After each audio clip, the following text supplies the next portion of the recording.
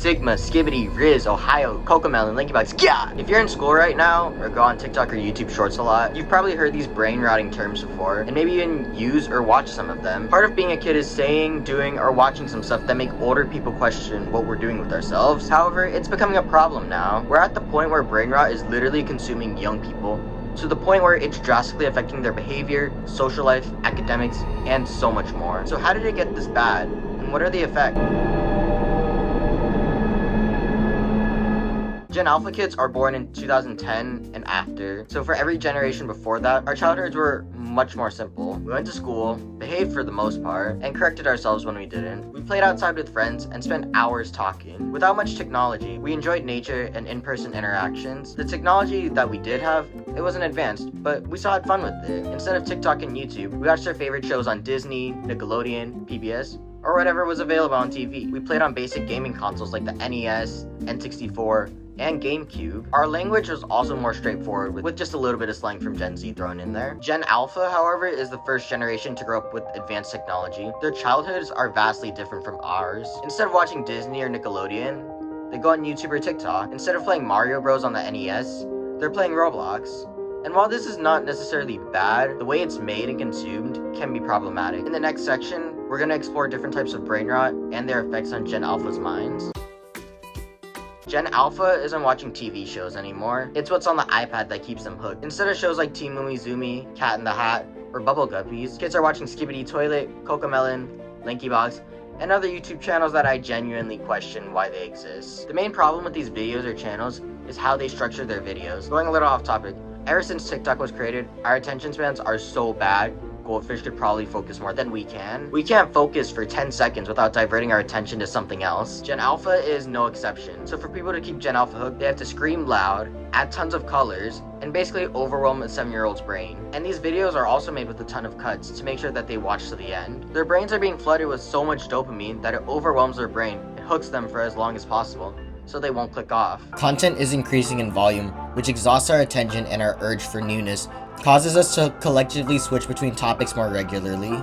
Gen Alpha and even younger Gen Z are guilty of finding, watching, or doing a trending topic for a day or two, and then immediately forgetting it and then jumping to the next one. It's the same with videos. However, some of these videos or channels overcome this barrier, hence why videos like Cocomelon, Skibbity Toilet, and Linkybox are doing so well. Any content that's not either trending or about Cocomelon, Skibbity Toilet, or Linkybox, they're not watching it. And if you dare to try to take it or turn it off, you're met with and then the kid literally starts speaking in hieroglyphics, which leads us into slang. We've all made fun of Gen Alpha slang. Some of the things they can include, but are not limited to, what the Sigma, yeah, Skibbity Ohio Riz, Phantom Tax, you're so skibbity, and other stuff. I know we've all used some slang that others don't understand, but this is another level. It's literally like learning a foreign language. I wonder if it's gonna be taught in classes like in 10 years or something. For the kids themselves, these words are like 95% of their vocabulary, and it's hard to have a normal conversation with them since that's all they speak. And their slang changes so fast because of the internet, especially TikTok. So not only can we not understand them because it's rapidly changing,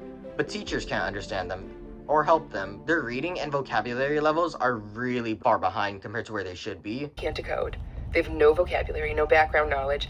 I've never seen anything like it. They can't write a sentence. I'ma just say this. I teach 7th grade, they are still performing on the 4th grade level.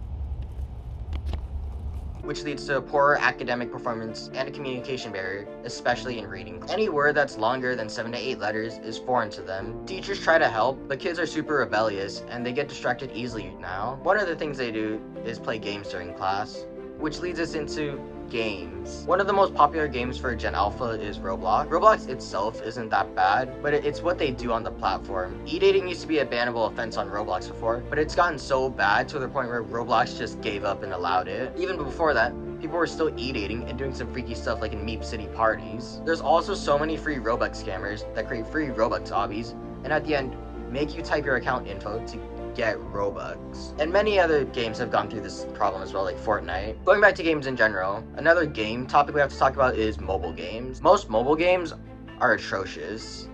A lot of times, it's the same copy-pasted thing with the slightly different theme. There's minimal effort in a lot of mobile games.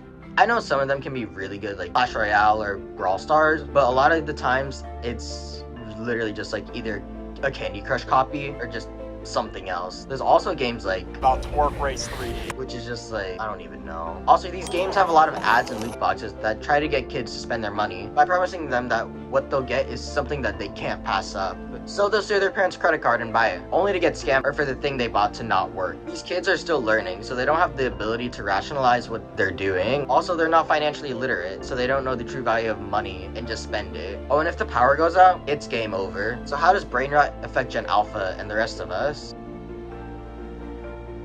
There's 3 detrimental effects that brain rot does. First one is declining academic performance. Their lack of vocabulary and an inability to focus means kids are struggling to learn basic skills like critical thinking, reading, and comprehension. They're more interested in skibbity toilet than understanding the moral of the tortoise and the hare. The second effect is poor socialization skills. Constant screen time makes it harder for kids to socialize in person. They often stay in their bubbles, connecting only with others who share their interests. Kids who don't engage in their brain rot content become outsiders, struggling to make friends. Also, brain rot has made kids more vicious and entitled, leading to more conflicts and teacher shortages. Parents that are tired from work often hand over an iPad instead of spending time with their kids, leading to a weaker family bond. The third effect is dependency on brain rot. Brain rot has become the central connection of their lives. It's not just something that they watch for entertainment or something like that. It's their universe. Cocomelon and Skibbity Toilet dominate their thoughts, while Roblox and mobile games are their playgrounds. This dependency on brain rot holds them back from reaching their true potential. I'll give credit where it's due to Gen Alpha. With the advancement of technology, Gen Alpha is the most technology literate and most diverse generation. This can lead them to learn more about others and help older generations with technology.